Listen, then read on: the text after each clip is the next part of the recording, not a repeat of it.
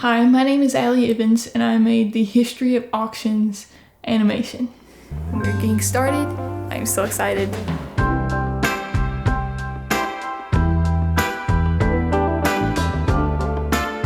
So the History of Auctions is the third part in a series of the history of animations. So the first one was the history of nail polish, and it was made 5 years ago actually. So in March of 2020 we started hearing about the coronavirus and potentially going into lockdown and all these crazy things, and I remember thinking, I was like, well, the closest thing I know to a lockdown is just getting down and like doing an animation, because like I don't leave my room for like a month whenever I start working on animation. I was like, I should be thinking about ideas. I remember me and my aunt were at the movies in Liberty, and we were waiting for the movie to get started, and we had watched Storage Wars the night before, and obviously all that is auction based, and so then I started researching, and I thought, you know what, this would probably be a good topic to do.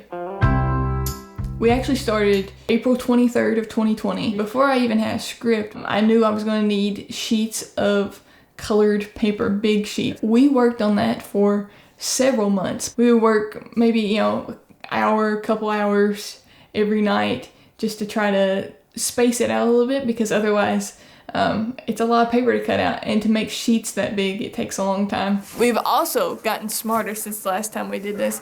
Last time we just did it right on the table, and I got glue all over the table, and Kimmy was not happy. So this time we have put down a tablecloth to prevent the glue from getting on the table. Super helpful. No new paper at all was used to make this. With the history of auctions, there were several things that I knew I wanted to do different from my last animation. One of the things that I remember that I didn't like about the history of mules was I felt like it was too chaotic. Backgrounds changed almost every scene, and the ground, it changed for every scene, and it just felt like that there was too much going on, and so I wanted the history of auctions to be a little bit calmer in that sense. And so one thing I wanted to do was to keep one colored background up the entire time and figure out how I could kind of transform the background into different things depending on, whatever the scene was. Initially, the thought was I was going to have a pink or purplish colored background, and we made a whole giant sheet of pink and purple, and I did test runs with that. But the thing I didn't realize was that it was actually really close to like skin color. Of course, there's a lot of people and a lot of flesh in these animations, and so they kind of just blended in. And so I was like, well, this isn't going to work. And so I feel like one of actually the most distinct things about the history of auctions is the dark navy background that I used. I recorded the script so I could get a better idea of how long the video was going to be, and then I started to make all the little figures that I needed. Another difference I felt like compared to my previous two animations was that I ran a lot of tests with my scenes and my figures, and trying to make sure that things actually looked like I wanted them to, like the marching scenes and the running scenes and stuff where like it was actually people moving. Like I actually did a lot of those motions just so I could get a better idea of what it needed to look like for the video. Whenever I work on these animations, one thing I always do is I like to watch a lot of videos or listen to a lot of different things. So it's always fun to go back and look at the music, because there are songs that I associate with different animations and people that I associate with different animations, just because that was what I listened to while I was actually working. Also, I love watching CNBC videos about the economy and stuff. They also had the John Prine tribute last night, which was great too. We have a Allison Moore live stream, which is amazing. I'm making little Roman soldiers. Listening to some really old sermons, like Charles Spurgeon. Yesterday I listened to I'm With Her. I don't know, maybe I might be listening to Shaky Graves today. So one part of a scene that was particularly difficult to not only make but also to shoot was the corn stalks. I have no joke, like this is completely serious. I've been working on these corn stalks for like 3 hours or so. Say the kicker of this whole cornstalk situation is that not only has it taken me 3+ hours to fix them, but they are too flimsy to stand up by themselves. I think I'm going to put something behind like each one of them, which they're not. I don't know, it's a mess.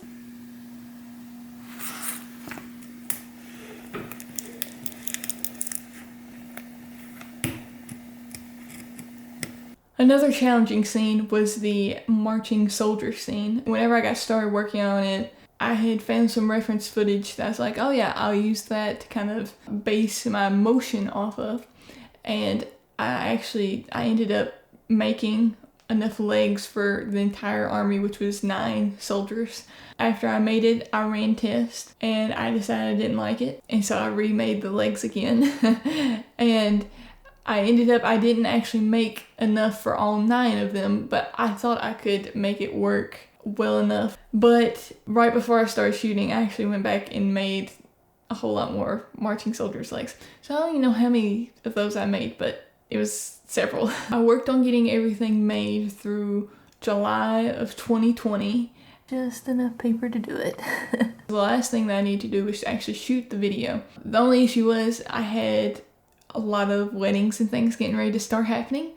And so at the end of July, I actually boxed the entire animation up, and I decided I was going to wait and shoot it after wedding season.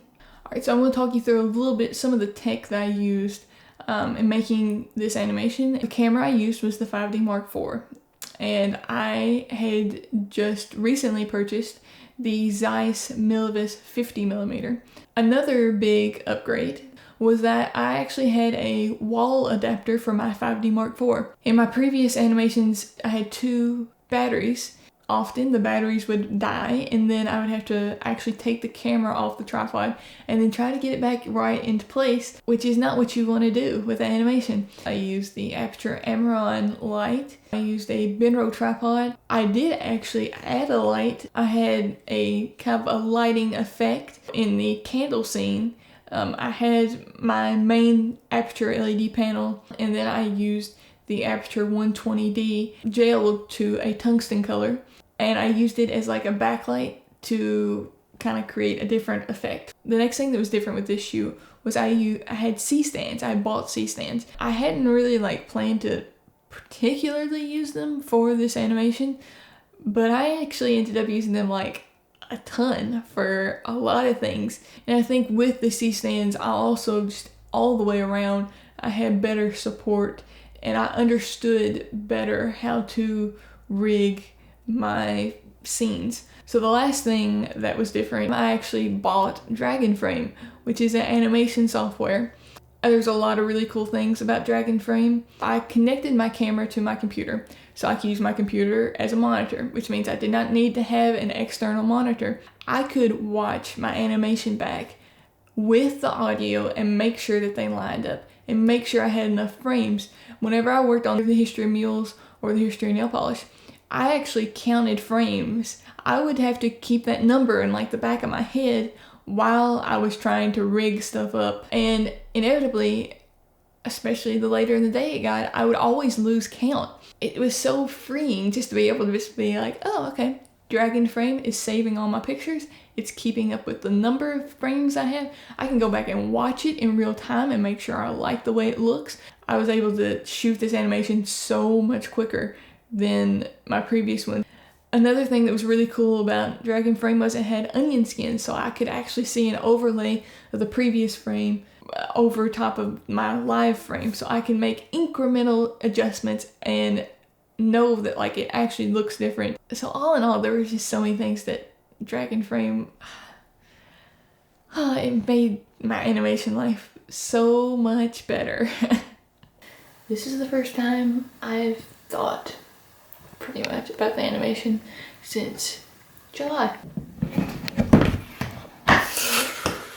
Alright, well, it's happening. So we've blocked off light from the outside.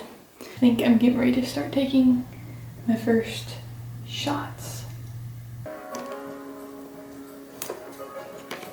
That's what that scene looks like. Okay, so we're starting day 2 of the animation. And so last night I continued to work. We're working on the Roman soldier scene right now, which is a time-consuming one. Right now I'm averaging probably about 4 to 5 minutes a frame. I've got 40 or 50 more frames to go. We've got 3 on a pole, on 2 poles. Got them skewered, and then each one has removable, replaceable legs.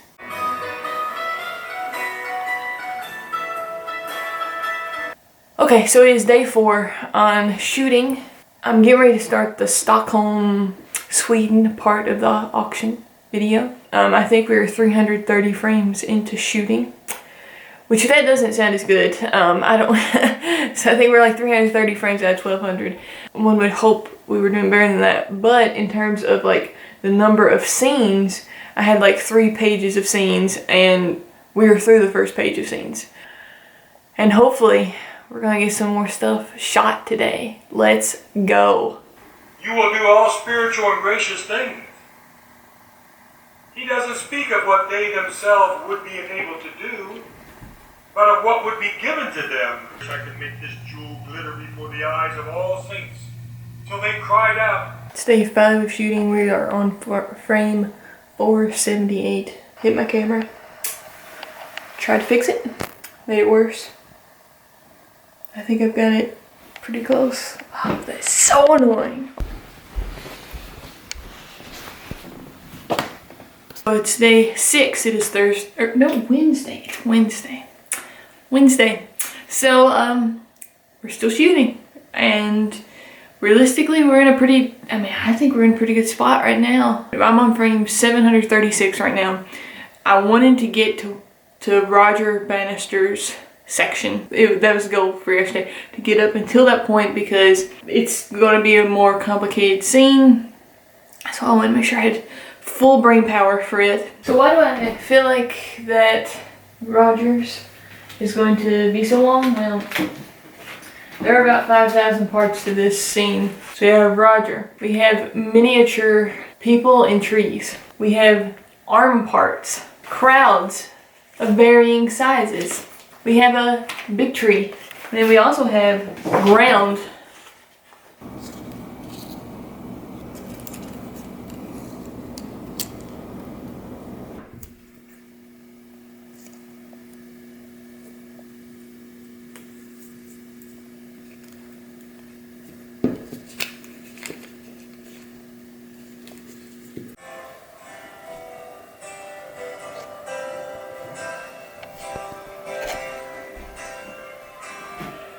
So yes, last night I hit frame 900. We are done with the FCC scene. I am declaring that today is the last day. We're gonna get the thing shot today. It's gonna get done. That little bitty, but we've shot the last frame. So my 2 favorite scenes, and realistically, like they're almost some of the most simple. So the first one is the Stockholm scene. I don't know, it's like the colors and just the little movement that like, he just changes the little letter over. Another favorite scene is the eBay scene. And like I said, I don't even, like, it's just so little and it just feels so right. So I was able to get this animation shot in like a week, about a week. So after that, I had post-production that had to be done. I had to get all the raw files colored. Then I had to take out all the rigging that you could see in the scene. I did a way better job of making sure that the rigging was in a better place so that it wasn't, so I could easily take it out.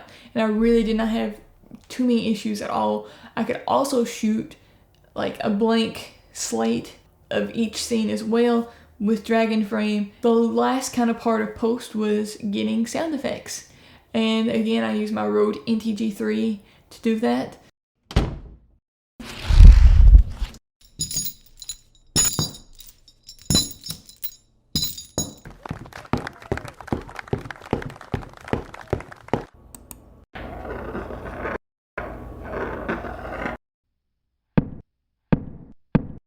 So I think that's most everything about the history of auctions behind the scenes. If you have any questions, let me know. And thank you so much for watching.